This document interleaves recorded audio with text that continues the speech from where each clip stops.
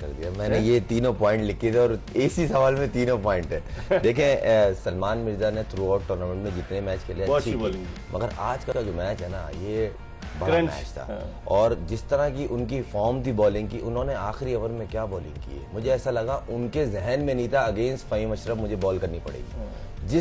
जिस एरिया में ढूंढते हैं फ़हीम अशरफ उस लेंथ पे उन्होंने बॉल मिडिल और लेग स्टंप पर उन्होंने थोड़ी शॉर्ट ऑफ लेंथ बॉल की, विद इन स्टंप बॉल करने की कोशिश की, उसको हिट लगी। जब लास्ट ओवर होता है ऑफ स्टंप चल के बाहर यॉर्कर सिलोवन यॉर्कर इस पे निकालते हैं, यॉर्कर बहुत ही कोई अच्छा बैट्समैन होता है तो कनेक्ट होती है। मगर हसन नवाज की तारीफ करनी पड़ेगी, फ़हीम अशरफ की तारीफ करनी पड़ेगी और थोड़ी सी बुराई करनी पड़ेगी किसकी, लाहौर कलंदर की फील्डिंग की।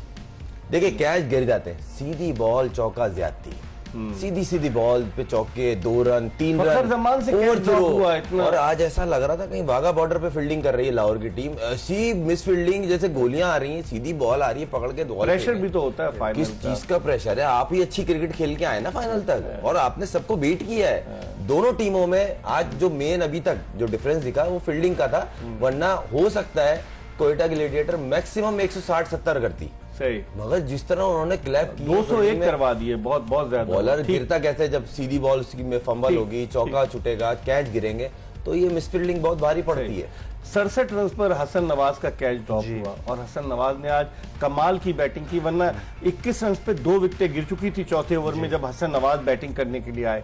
लेकिन फिर उन्होंने पहले जो पार्टनरशिप को डेवलप किया और खुद डोमिनेट किया, सारा मेन जो रोल उन्होंने प्ले किया। चौथा नंबर लगता है उन्होंने अब तस्लीम कर लिया कि मैं ओपनर नहीं हूं, मैं नंबर 4। देखिए हसन नवाज की 76 रन की जो इनिंग है बहुत जबरदस्त है, उनकी जो पार्टनरशिप है 4 विकेट की 67 रन की 38 बॉल्स पे, वो बहुत अच्छा खेला उन्होंने। ठीक है उनको एक चांस मिला, लेकिन चले वो लाहौर कलंदर के लिए ज्यादा मुश्किलात नहीं डाले, उसके बाद कुछ रन के बाद 10 से 12 रन के बाद वो आउट हो गए। लेकिन देखिए ये आपको ख्याल रखना है इन पॉइंट्स का।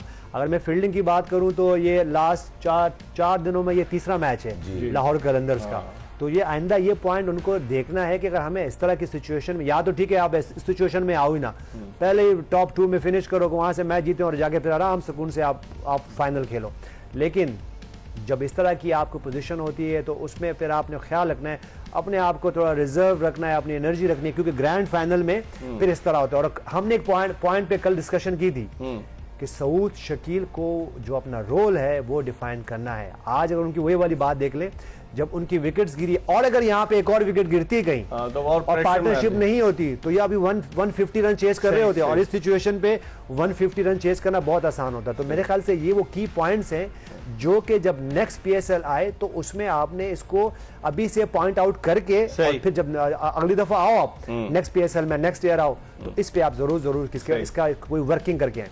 शाहीन आफरीदी 18 विकेटें हो गई इस टूर्नामेंट में, हाईएस्ट विकेट टेकर हो गए, 4 ओवर में 24 रन दिए, 3 खिलाड़ियों को आउट किया और उन्होंने सेलेक्टर्स को ये बावर करा दिया है कि टीम का ऐलान इतनी जल्दी मत किया करो जिस तरह इन्होंने कर दिया। क्या कहेंगे? देखें मैंने आपको पहले ही बोला था प्लेयर ना ईगोइस्टिक होते हैं, थोड़े से सेल्फ ईगोइस्टिक, तो ईगो हर्ट होती है और ऐसा लड़का जो अपने आप को एज ए कैप्टन तस्वुर कर रहा हो सडन वो टीम से ही बाहर हो जाए तो कहीं ना कहीं मैंने आपको एक साल के अरसे में देखिए मैं एक बात बताऊं आपको, अब मैं ये नहीं बोल रहा कोयटा हार जाए, मगर ये गेम अगर कोई लाहौर जीतती है, पहले तो सर एक चीज ऐड करूंगा अगर आपकी इजाजत हो, कोयटा के ऑनर्स की और कलंदर के ऑनर्स को ये क्रेडिट जाता है जिस तरह वो रायली रोसो को एलन फिन को लेकर आए, फिर ये सिकंदर रजा को लाए, हमारी लीग ऊपर गई है और इसमें स्टैंडर्ड का पता चला और उनकी भी हेड्स ऑफ है कि वो लोग आए, तो ये तो क्रेडिट जाता है।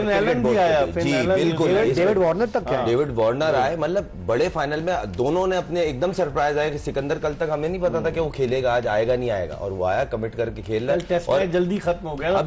अभी से अंदाजा लगाए ना कि अगर वो आज आता है, अभी वो आया नहीं है बैटिंग पे और जिस तरह की उसकी फॉर्म है और वो अगर मैच किनारे करे जाता है तो सोचें कितना बड़ा क्रेडिट होगा। कल भी उसने ट्रेंड बेस्ड कमिटमेंट ही देखें आप, उसकी कमिटमेंट कल भी देखें, उसने वाइट बॉल से 50 रन किए जिसमें शोएब बशीर ने ऑफिस में 6 विकेटें ली, लेकिन कल भी उसने जिम्बाब्वे की तरफ अच्छी बैटिंग। देखें हार्ड वर्किंग क्रिकेटर या स्पोर्ट्समैन ऐसे ही होते हैं, कमिटेड जो होते हैं, ऑनेस्ट और कमिटेड।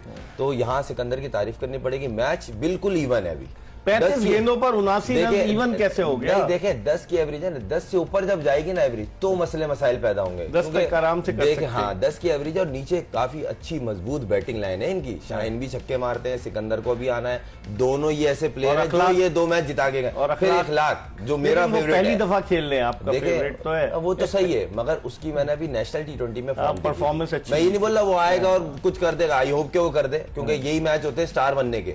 अल्लाह ने उसको कुदरती डाला है, वो तो बेंच पे ही था, तो क्या पता उसके नसीब में अल्लाह ने इज्जत लिखी हो। कहने का मकसद है बिल्कुल मैच इवन है और मुझे लगा एक और कुशाल परेरा जो है ना इस वक्त उनके इरादों की राह में दीवार बनकर आए हैं। बिल्कुल लग रहा है ये मुझे दोनों जो श्रीलंकन खब्बे हैं ना, ये बड़े कमिटेड है और जिस तरह इन्होंने लास्ट मैच में फिनिश किया है। बिल्कुल भनुका राजापक्से ने भी अच्छी बैटिंग की, छोटी इनिंग खेली और उसने भी बड़ी ये। और मैं आपको याद होगा मैंने बोला कुशाल का कैच गिरा 23 पे, फिर 28 पे, उसके बाद उन्होंने सामने वालों को घर तक छोड़ के आए। यूनुस ये अच्छा चॉइस है, इन दोनों को लाए आखिरी वक्त पे, क्योंकि वो कुशाल परेरा चले गए तो ये लेकर आए। आप देखेंगे इन्होंने आते ही जो है वो परफॉर्मेंस देना शुरू कर दी। कुशाल परेरा की बात करें और राजापक्सा की बात करें, देखें ये इस रीजन के प्लेयर हैं।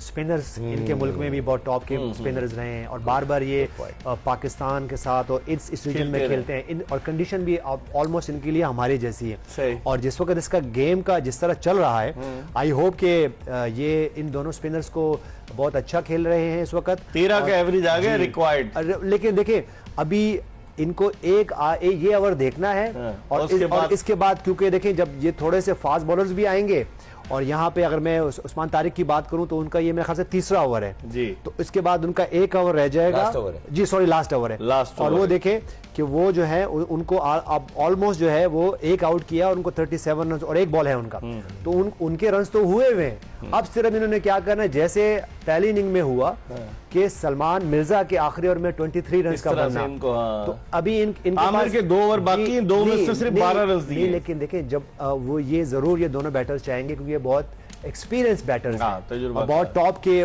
क्रिकेटर्स हैं। अब ये देखिए उनकी यहाँ पे कोई पैनिक नहीं है, उनको पता है कि एक ओवर में उनको कहीं ना कहीं रन मिलेंगे और फिर एंड में हम ये देख रहे होंगे कि अगर ये दोनों खेलते रहे या इनमें से एक बैटर भी खेलता रहा आखिरी 18-19 ओवर तक, तो फिर हम दे रहे होंगे रन बॉल हमारे पास होगा उसमें।